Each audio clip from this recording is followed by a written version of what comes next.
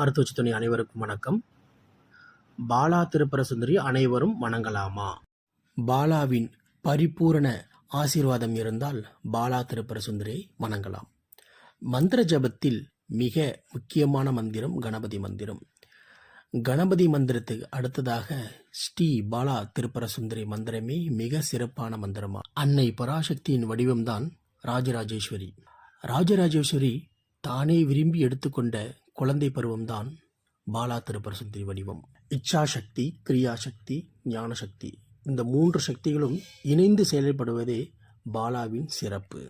சித்த நிலையை அடைய வேண்டும் என்றால் பாலாவை வணங்கினால் மட்டுமே அந்நிலையை அடைய முடியும்.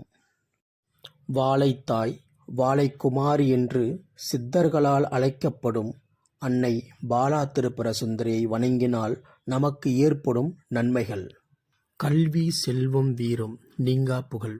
அன்னையை வணங்கினால் அனைத்தும் நமக்கு வசப்படும்.